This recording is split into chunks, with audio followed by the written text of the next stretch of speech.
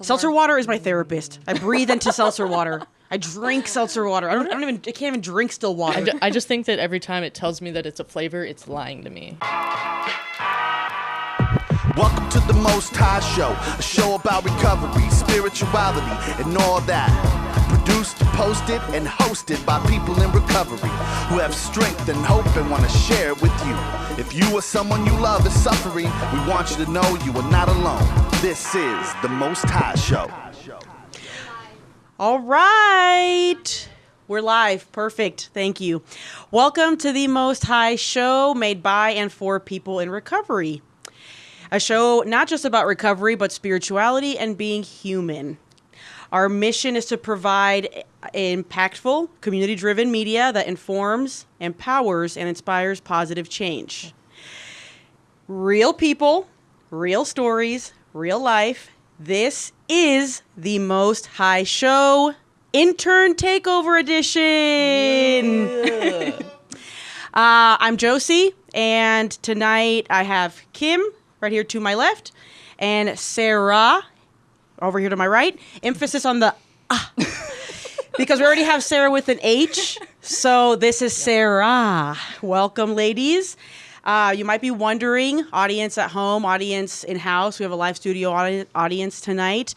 Where is Sarah with an H and Christian? Where are they tonight? Well, today at 4:02 p.m. Eastern Time, they return to their original timelines. Sarah with an H is in 1920s Paris, and Christian is stuck in Hotel California. Okay? Don't ask any questions. Just enjoy the show tonight. Mm-hmm. Okay? Like I mentioned, it is Intern Takeover Edition. The three of us are interns here at Most High. And so, Sarah, can you go ahead and tell us a little bit about yourself? Thank you, Josie. I'm Sarah, and ex-professional junkie. Now I am a semi-refined professional here at Most High Media. Super glad to be here. Yay, thank you. And if you don't mind sharing, what is your sobriety date or clean time? So I have been sober for 2 months today, actually. Super excited. I have been in and out of addiction for around 10 years. And this time I am taking it the most serious I ever have, and just really honored to be a part of this experience. So, and I also, I was an opiate addict, mainly fentanyl, cocaine, anything I could really put into my veins. So, yeah, I'm super happy to be here tonight. Awesome. Thank you for sharing that with us. And Kim. Hi, I'm Kim. My sober date is May 9th, 2024. I've been interning here with Most High for like 2 weeks now, and I'm honored to be here. I've always been a rock hound. Just getting to know me. I don't like the bad rocks anymore. I like the good rocks, like literal minerals. I'm way into it. But I'm bum. Gotcha. Yeah. Awesome. Well, like I said, I'm Josie. I've been an intern here for about a month and some change, so like 6 weeks. Sobriety is April 8th, 2 days before my belly button birthday. Nice. 2024. Alcohol was my DOC. And I would take any sides offered to me. You know what I mean? You know what I mean. Okay, so I do want to give a quick disclaimer before we jump into the meat and papas tonight. So yeah, quick note, we're not speaking on behalf of any recovery or sobriety program, okay? And the opinions shared here are our own. They don't represent Most High Ministries / Most High Media. We are simply sharing our personal experiences. What you hear tonight, what you hear tonight should not be taken as professional advice or guidance from any specific recovery organization. With that being said, I'd like for us to kind of get into just a little bit of the programs that we participate in our recovery. Sarah. Hi. So, yes, I basically participate in HA, which is Heroin Anonymous, and also CA, Cocaine Anonymous, basically any A. I am an addict to basically anything: alcohol, opiates, uppers, downers, whatever you got, I'm there. So I participate in all of the A's. Yeah. All of the A's in the A. All the A's in the A. Okay, so my primary pathway is Recovery Dharma. It is Buddhist based, but I have also done Smart Recovery, and I have worked the 12 steps, or part of the 12 steps. I participated in the 12 steps for a little while. Nice. I participate in a 12-step program. That's it. That's all I've got. I know of recovery. I know of Recovery Dharma. I know of Smart Recovery. You mentioned Recovery Dharma is Buddhist based, so does it also have, like, for anybody who doesn't know, similarities, differences between the 12 steps? Could you tell us? Let's see. I think the biggest difference for me and how I experienced Recovery Dharma was that when I was in 12 steps, the quest was to look outside get out of my head, get out of my self-will, to look outside myself for a solution. Whereas with Recovery Dharma, it is much more introspective, as I understand it to be. That is the biggest difference, but there are a lot of similarities. The kind of parallels, there are books about it. It's kind of crazy. But yeah. Cool. Very Thank cool. you. Yeah, of course. So for tonight, the three of us got together. We talked about, what do we want to discuss tonight on the show? And we decided to do some recovery hot takes. So what are hot takes in recovery? Well, maybe unpopular opinions / maybe they're popular opinions. Like I already mentioned, this is our opinion. It's our opinion. It's our opinion. And we're just going to share off our personal experiences, okay? So the first hot take I have here is MAT, M-A-T, medically assisted treatment, being sober? Is it being sober if you are getting medically assisted treatment? Dude, I totally 110% think MAT is super important. I think for me as like an opiate addict, it was vital for my recovery because when I'm first coming in, like I am physically addicted to this drug. And the probability of me staying sober realistically without MAT, like it's a very low percentage, like it is just, it's there to help you and guide you. It's not like a fix-all, cure-all situation, but it is just an aid. And I think there is this stigma around Suboxone or whatever MAT program anyone is on. I think there's this stigma that somehow it's not sober if you're taking that like for your program. And it's just something I've struggled with for a long time because I thought that, maybe I'm not sober because I'm on Suboxone. And I started doubting myself, like maybe this isn't the right way. And that's just not true. I think, it's at the discretion of you and like the detox or the whatever medical professional is helping you go that route. I think it's at their discretion. That's between you and whoever you're working with. I don't think anyone else can make better decisions about your own body than you. You know what I mean? Agreed. So that's like why it's just so important and why I took that step to do that, because that's what I needed. No one else is in my body, it's just me. So I had to, take that step to make that decision for myself. Totally. Great.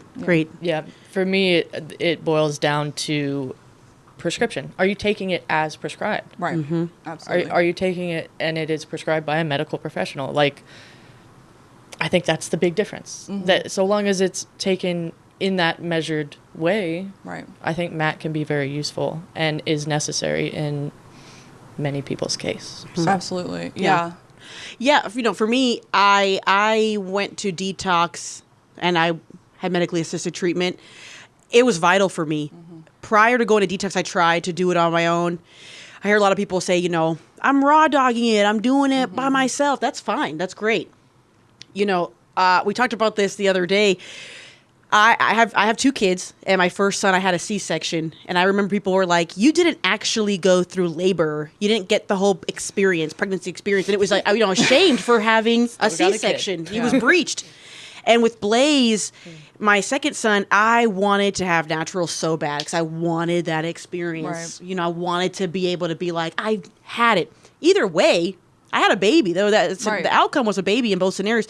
And so for me, you know, with medically assisted treatment, the outcome is I am sober today.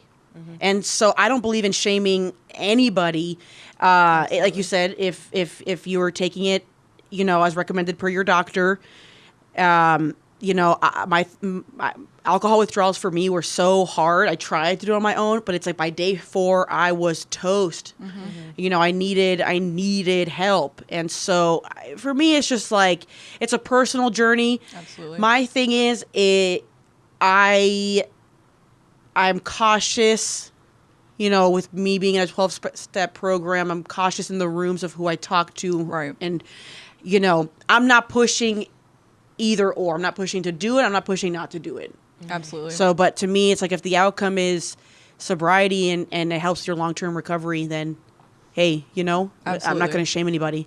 Yeah, I think that's a good point because, like, I know, like, there have been, you know, surrounding Suboxone or any other MAT program, like, there is a ceiling effect, you know? So there's not, like, yes, there is a potential to abuse it, but the likelihood of that, you know what I mean? Like, if you're really, truly, if your aim is to get sober and stay sober, it is truly a great aid. And I think the potential for abuse is just very low. I mean, again, that's my experience. I have used it. I mean, I'm not going to lie. I did abuse it, like, when I first started, like, a long time ago. But using it, like, in this moment for what it's for its purpose, it is a great aid. So, yeah. Yeah. And it's, you know, if you're willing, if you're ready and willing to be Right. sober, then, like you mentioned, you know, for me, I used whatever medications I was taking to help me cross that bridge, Right. you know? Next hot take, if you guys are ready Let's to move hear on. it. This is a juicy one. Uh-oh. You don't have to wait for a year of sobriety to get into a relationship. You just need to see how far along you are in your recovery journey. Okay. Kim? Thoughts? How far exactly? No, okay. I think it's a solid guideline. I struggled with boundaries and codependency in early recovery and early sobriety. So the idea that I could, like, the whole idea of recovery being a selfish thing was something I had to work toward. Like, I didn't know how to be healthily selfish. Right. I would throw myself into other people's problems to avoid my own. So for my early recovery journey, it was really like figuring out self-love.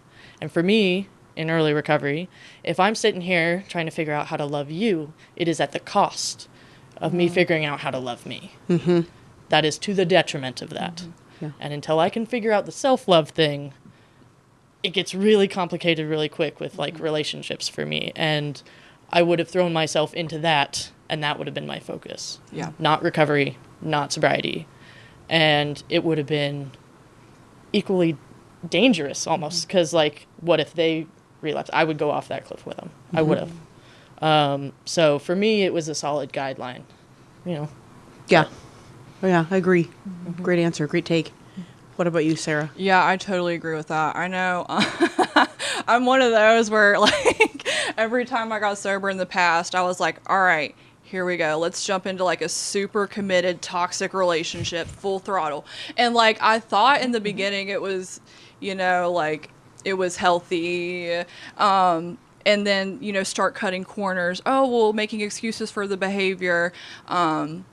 And then I very quickly learned that, you know, it's not conducive to what I'm trying to do because, like you mentioned, Kim, I do tend to make other people my higher power.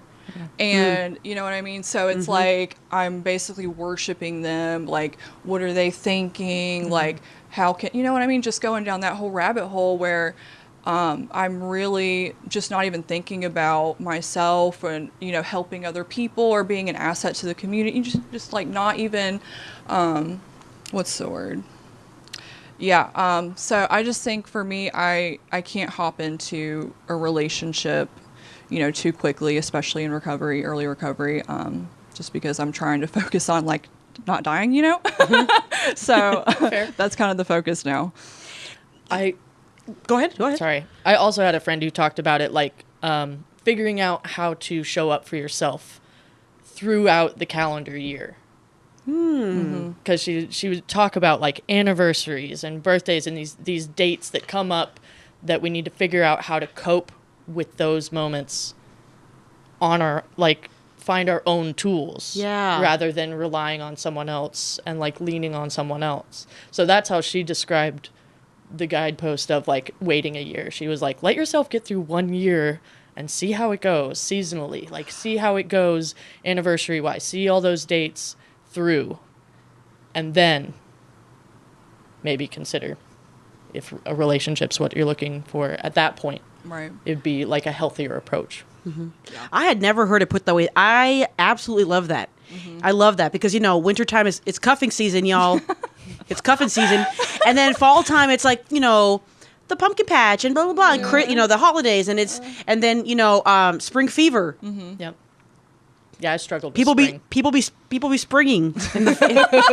And so I like the way that I like that calendar. See, for me, I invested into pouring all of myself into my partner's problems because I wanted to escape my own. And so what I like when I read here how far along you are in your recovery journey, it's just not black and white. See, this is my first time. I tried to get sober in the past, but I didn't really take it that serious in hindsight. So this is my first time. It was my first time going through detox, going through treatment, doing sober living, really taking the program serious. And so there was even now to this day, a year and a half, there's not a lot of wiggle room for me to invest into someone else the way that I want them to invest in me. Right. Yeah. Now, perhaps if I had tried this in the past and it's like I kind of already had an idea of, maybe I worked the steps in the past and it wasn't my first time going through everything. And let's say I'm like 6 months into my recovery journey and I'm in a different place, then maybe. The other thing too is that do you think that getting into a relationship, because I've heard this too, getting into a relationship and being intimate with someone, but just casually, do those two things, are they the same to you or are they different? That's Like- difficult. Like for me, there That's a is no spicy one. like I don't do casual. Okay. I can't. My brain doesn't operate casually. There's no such thing as like a casual hookup for me. Like demisexual. I don't know if y'all are familiar with that term, but it's like there's an emotional connection, and that's what. So like the idea of like, oh, just a casual hookup, like that's just not how I operate personally. Yeah. That's me. Yeah. But Well, and it takes time with yourself to learn that part about you. Right. Absolutely. What about you? Okay. So I love this topic. I think, for me, can you repeat the question again, actually? So getting into a relationship Yeah. in like the first year, Yeah. being intimate with someone, Okay. do you separate the two things? Are they the same? Are they Okay. Yeah, I think they can be separate, I think as humans, we all have needs, and I know they say like wait a year before, investing in a relationship or being intimate just to kind of heal from some things. I know for me, like I've had traumas and stuff, so definitely try to heal that part of me first before diving into anything in that realm. But honestly, if you're like just trying to have a little moment, do you? If you know what I mean? If you can detach and then go about your day, good for you. You know what I'm saying? I think it's just totally up to the person. Agreed. I don't think there's like one blanket statement for everyone. You know what I mean? Yeah. Yeah. See, yeah, like for me, I would go on a few dates with a guy and instantly get into a relationship with them. Yeah. And then, I have 2 kids with 2 different dads. I dated each of separately. years apart, years apart. But I would get into a relationship immediately. It's like, Yeah. I go on some dates with you. We're talking every day. You're my boyfriend. Right. Now I'm investing all my time and energy into you. Yeah. I've never casually dated in like going on apps and going on random dates. It's like I'll go on a couple dates, but once I meet somebody I like you, and I'm latching on to you. You are such an addict, dude. I swear to God, Yeah. that's what we do, because I'm like, we literally use people like alcoholically or addictively. Yeah. Yeah. It's that easy. Yeah, and so for me, I was like, I'm not going to get into a relationship, a monogamous relationship, and I'm not focused on finding a boyfriend. I'm not focused on dating. But naturally, you know, like if a guy asked me out on a date, I would go on a date or two, and going on those dates showed me what I like, what I don't like. It also helped me figure out my boundaries and how to establish boundaries with people without telling them. Just flat out leaving a date that wasn't fun, leaving a situation that I wasn't comfortable in, ending, you know, hey, this isn't working out, don't talk to me. Bye. I figured out, you know, who I want to block, you know, what's a block worthy.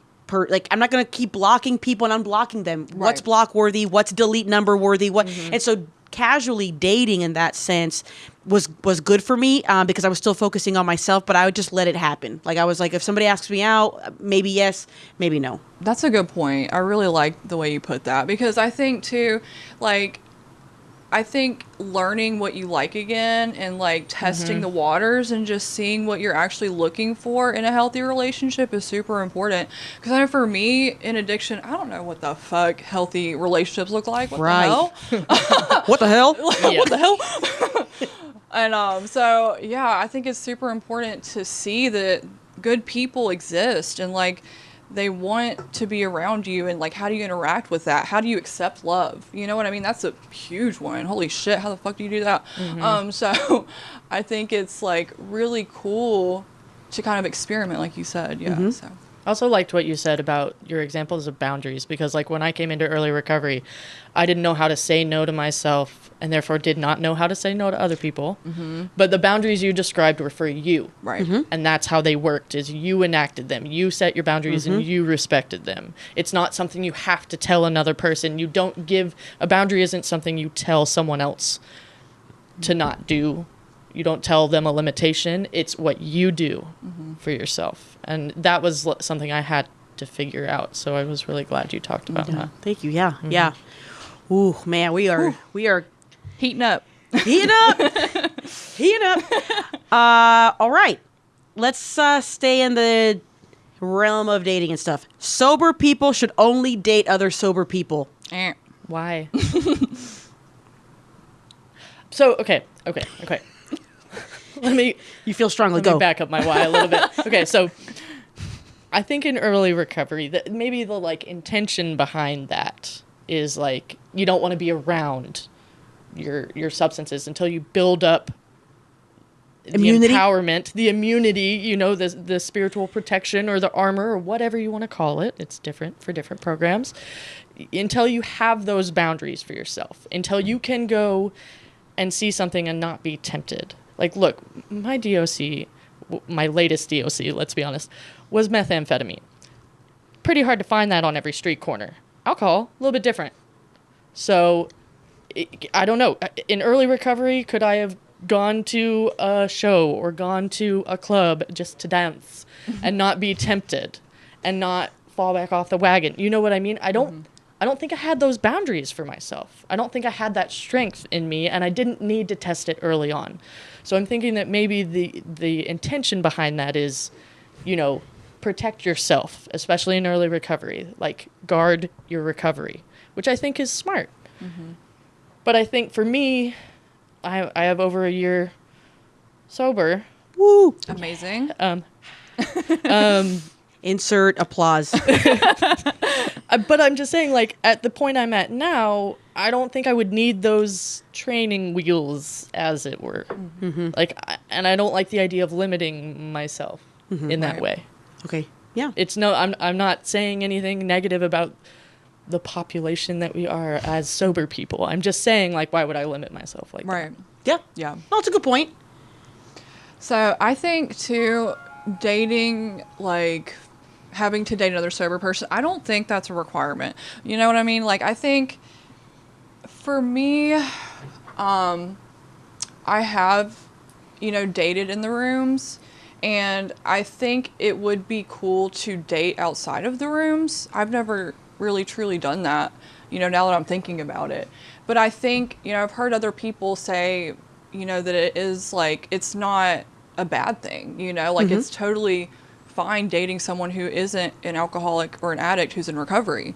There's people can coexist. You know what I mean? I know people who are alcoholics living in the house with alcohol in the house that their partner may drink because it's just a non-issue for them anymore.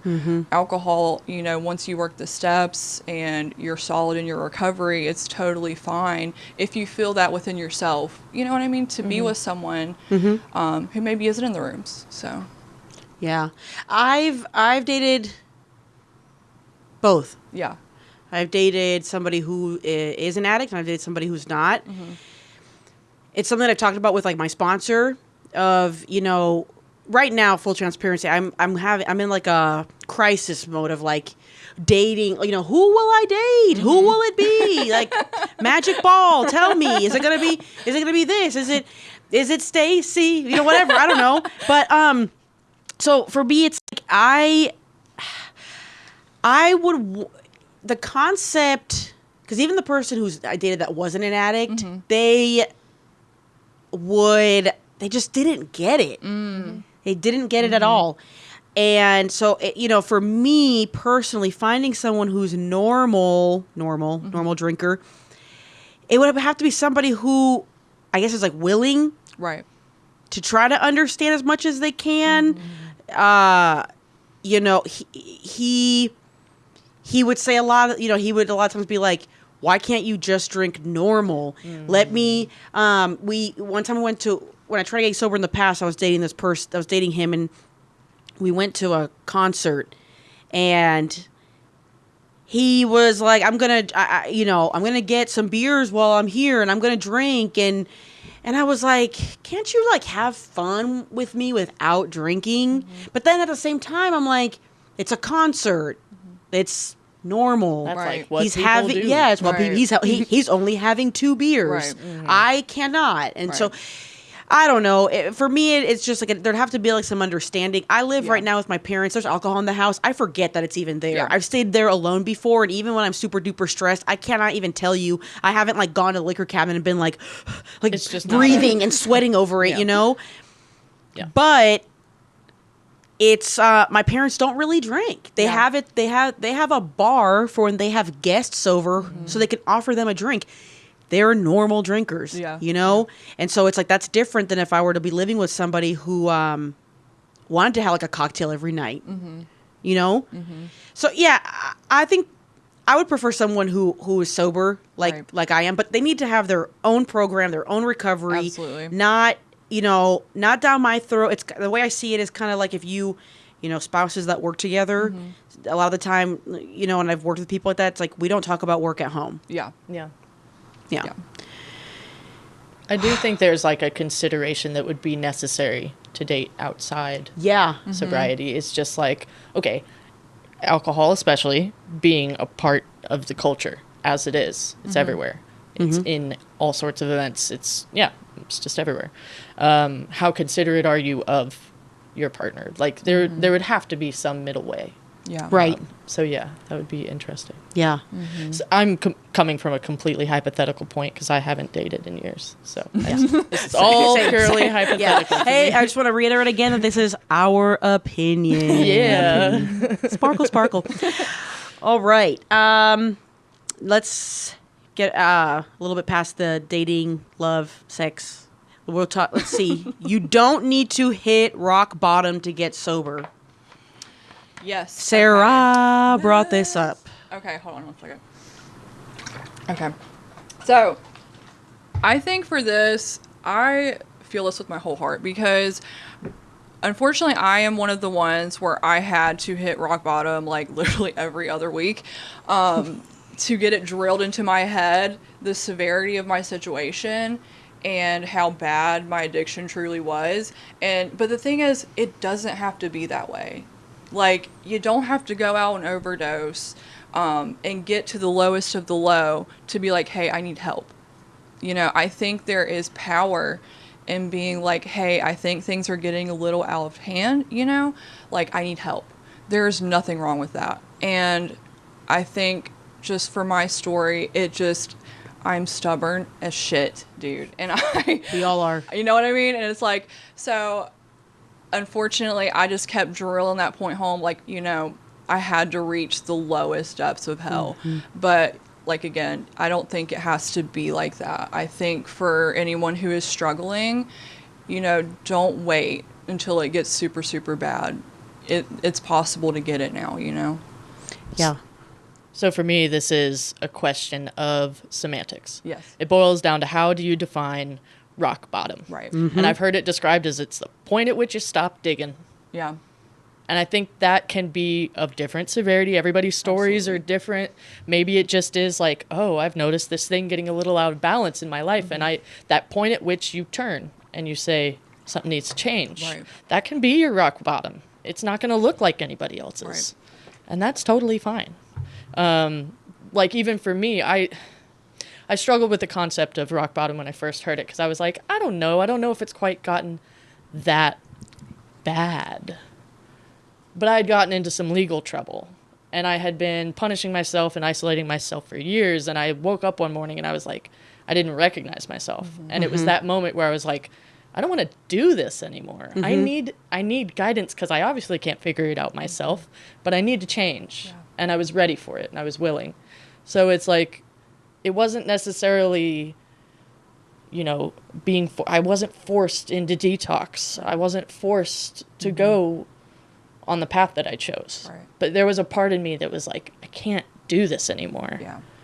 So I think it all depends on how you define rock bottom. And I think it could be technically a part of everybody's story, or if that doesn't resonate with you, like if it's just the point at which you turn around and you say enough's enough, that suits. Yeah. That's such a good That point. counts. That Yeah. qualifies. Absolutely. So, Yeah, the willingness is very important. Absolutely. For me, rock bottom didn't seem like rock bottom because I wasn't willing to accept that I was an alcoholic. I wasn't willing to put in the work. And, you know, I always talk about this, but, you know, in society, it's like rock bottom, you kind of it's kind of like a checklist. You know, a lot of the times people, you know, I'll speak for again, my experience in my family, you know, rock bottom, when I would overhear like my parents and my aunts, uncles, cousins, whatever, it's like, so-and-so hit rock bottom because you heard he's homeless, right? Or they got a DUI and they went to jail, or they, you know, it's these like certain check things. Yeah. But I remember one time a family member saying, you know, being an alcoholic is just when like you have ruined your life and you've done these things. Your family hates you. You've got nothing. Yeah.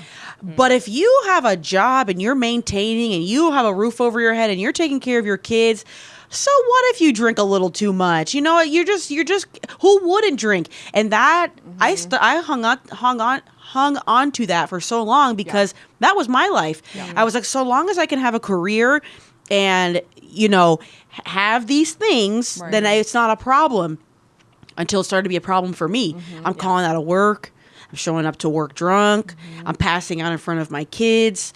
I'm lying. I'm sneaking around. And maybe to somebody else doesn't sound like rock bottom, but for me that was. My life was riddled in lies. I couldn't even keep up with them anymore. And so I like what you both said. And you know, it's whatever it feels like for you. Don't be afraid to ask for help. Don't be afraid to get help. Right. There's so many different programs and treatment centers, and you know, you could, you know, insurance coverages, and you know, free programs, free resources, and it's like, but it's getting over the fear of the unknown and being willing and ready. Yeah, it's like that little hump. that fear, you know, I totally feel that. Yeah. So I think, you know, the thing is that you don't need to hit rock bottom, but it's like, so you don't need to go to prison to be like, oh my gosh, Right. you know, Right. you don't have to tell yourself like, well, I'm not going to get sober until Right. that gets this bad. Like, I'm not as bad as this person, so, you know what I mean? Yeah. Right. Cool. Well, those were the hot takes. Let's cool down. Do you guys have anything to add to any of those? I think we covered everything, truly. Yeah, all the spicy stuff. Yeah. I had a quick one since we're interning here. Yes. Hot take: you can't start your life over when you get sober. You have to, you know, some people are like, I have to get back to my old job. I have to move back into the same place.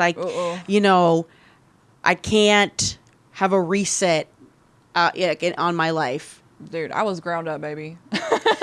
Restart that thing. Let's do it all the way over again. But different this time. Yeah. Yeah, I think it's totally possible and definitely needed for me. I had to actually leave the state to hit that reset button, you know? Yeah. So, yeah. But again, leaving the state and also being ready and willing. absolutely. And not just leaving and Yeah. not just starting like a new job just so I Right. can like switch my stuff. But it's like, okay, now I'm in a better headspace. Absolutely. Got myself together. I feel, you know, I have more confidence going back into this space, in this headspace, you know, with this newfound recovery. Can you repeat the question? It was like, I don't know if I've heard that before. Basically, what inspired you to intern here? So like where were you working before? And the fact that you're sober and now you're hitting a reset, you know, not just like in your life, but now in like your career. I don't know if it was like a reset so much as like I finally got traction in my life. I described my active addiction as like Wile E. Coyote over the cliff edge. Like my gears were turning. There was pedaling of feet, but there was no traction. I wasn't going anywhere with it. I was just tinkering in my garage at like 3 a.m. for Like on a treadmill? years on end. Years on end. And it was like, I think I finally, in recovery, have, I don't know if it's like, there's nothing to go back to. I messed up so many opportunities. I just kind of like, I got so isolated and I stopped trying in my life. So there wasn't anything happening in my life to go back to. I had way back in active use, like a decade ago, with my girlfriend at the time, I started a business that didn't pan out. And after that, I was like, I'm not going to work for anybody. No, I'll just like figure out arts. I don't know. I'll figure out something. And didn't. And like a decade later, here I am with a huge gap in my resume being like, how do I get off the ground again? And it's opportunities like this internship that have enabled me to actually get traction in my life and do the things that I've always had an interest in doing, but had talked myself out of. Yep. I had been Period. like, no, I can't do that. I'm not good enough. I'm not all the enoughs that I wasn't. Yeah. You know, just like actually being able to be comfortable in my own skin, be learning the things that I want to learn. Like the opportunity to be here, I'm so grateful because it's giving me that traction in my life again. Beautiful. That was beautiful. Feel it. Yeah, that was beautiful. That was beautiful. Yeah, you know, for me, that question came from, you know, I was in a certain industry for so long that then when I got sober, I was like, now I'm going to be like a real powerhouse in this industry. And I'm going to like, but it's like, that's not where my passion was. But I'm like, oh my gosh, here I am. You know, I hit the reset button by going to treatment. And then I hit the reset button by going to sober living. Then I hit the reset button by moving back in with my parents. And then I'm hitting the reset button. I switched jobs 4 times. Not because, you know, of anything necessarily negative, but I finally felt the confidence where it's like if something wasn't working for me, whether it be the commute or the management style or what have you, I'm out. Right. I'm not forced and I'm not stuck here. And I'm killing not, yourself for the yeah, job. and I'm not scared to take risks and to, you know, essentially start over. But yeah, being here has been incredible. And I think being able to intern here and to have this opportunity, you know, like you mentioned, having a gap in your resume, 6 months. I mean, really, when you're applying for jobs, your resume shouldn't be more than a page long. So if we're talking logistics, you put this on that resume and maybe just like one other thing from like the past, and you're solid. You just apply anywhere, and you don't have to. Everything on my resume was like volunteer shit. That's all I had, but it was something. At first, and it was something, and it was building towards something. Yeah. But for this to be in an arena, I actually, want to be in is completely novel. Yeah, and amazing. And this is your first week, and so look. Third day. Round of applause for being on the show on your first week, girl. Thank you. Oh my gosh, I was so nervous to come up here, you guys, but this has been so much fun, and I'm so glad that I got to do this with you guys. I'm super grateful and excited to be here. Like, even just the 3 days I've been here has been so welcoming, so amazing. Like, I just feel so incredibly grateful to have this opportunity to get to know everyone here. Because this is what recovery is all about. This is what recovery looks like. And to have a group of people who otherwise, like, we wouldn't know, come together and just lift each other up and create opportunities and teach us things. Like, it's just really been a beautiful experience. So yeah. And you know, I said this earlier, I've said this twice today, but being here, someone asked me, how, what's my social life? How has my social life been going outside of work? And I'm like, I didn't even realize. Yeah. This has been like my work and my social, and it's been like a ball of all these great and amazing things. I don't feel like I'm lacking anywhere. Right.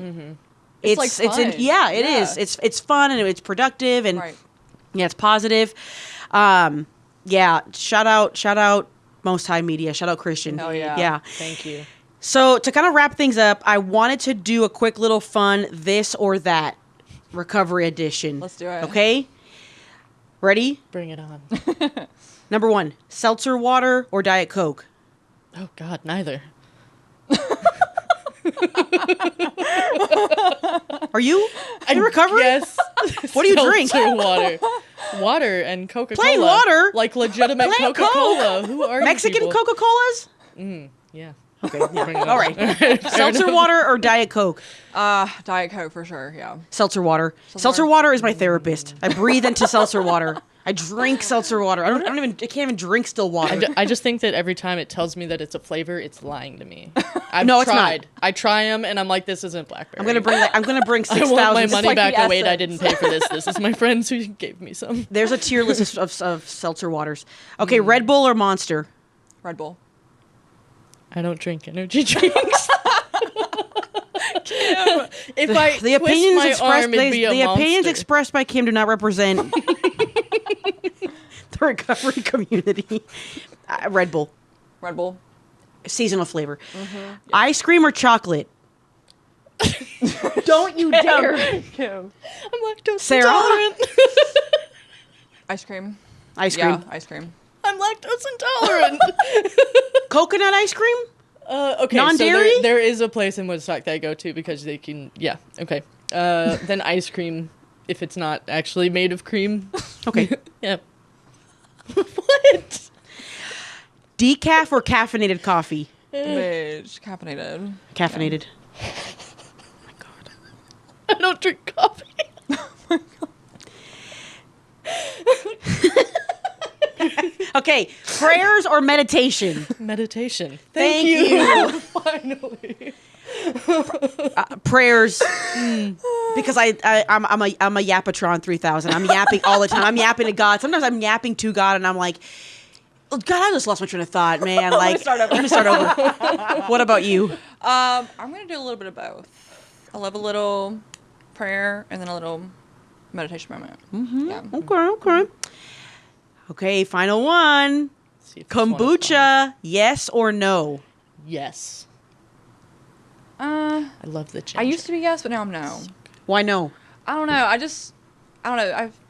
I found myself grow out of like certain things, like certain drinks and foods for some reason. I just don't really particularly like it anymore. Yeah. So no. I like kombucha, yes, for me. I like anything that's like gut health. I drink those prebiotic sodas, even if they are a myth. What flavor? Kombucha, grapefruit. Okay. Grapefruit all day. Fair enough. It's a very, for me personally, grapefruit, I can't go wrong with grapefruit. Yeah. Sometimes lime things is too limey. Yeah. I'm not even going to get into the details of it. I've heard it said another that podcast. drinking grapefruit anything is a bit of a flex Oh. because some medicines, like Matt, we were talking about Matt Oh, earlier, that some medicines yeah. don't allow you to do, so it's now like, I don't know, but yeah, grapefruit is my go-to. Is there any words of inspiration that we haven't given the audience, or any message, anything you wanna, any burning desires before we wrap this up tonight, ladies and Kim? thank you for that. I'm trying. Hey, I'm a Kim. Last I checked. I always say, "Hey, girl," And I'm then like, apologize yes. for it. I don't know. There's something in the Recovery Dharma book that's always stuck with me that says, like, healing from trauma is not only our right, but our responsibility. Say that again. Healing from my trauma is not only my right, it is my responsibility. Love that. That activated something in me when I heard it. So when you said that, I just wanted to share that. That's beautiful. Yeah, I think I just want to reiterate, like, if anyone is struggling, just know that you're not alone. And there is support and love. Oh my God, look at that. Not alone. Come on, Kim. Yeah, so. My favorite that sticks with me is continuous sobriety requires continuous maintenance. Doctors, they do continuing education. Right. They're always learning. They're always refreshing. They're always staying up to date on the latest medicine, the latest technology. Right. So my continuous sobriety requires continuous maintenance. It's just an ongoing thing, Yeah. you know? Well, I loved this. I'm so happy that we're all here together. Check out the Most High Media app in the description box below if you're on YouTube, where you can find this episode and previous episodes, as well as documentaries and more recovery-based original content. Original, y'all. OG. So yeah, check out the Most High Media app. You can also find Most High Media on Instagram, Facebook, and TikTok. Make sure to follow, like, subscribe, all the things, share. Shameless plug. This show is made possible from the Georgia Opioid Crisis Abatement Trust. Thank you. And thank you to our donors and sponsors. This has been the Most High Show. Good night.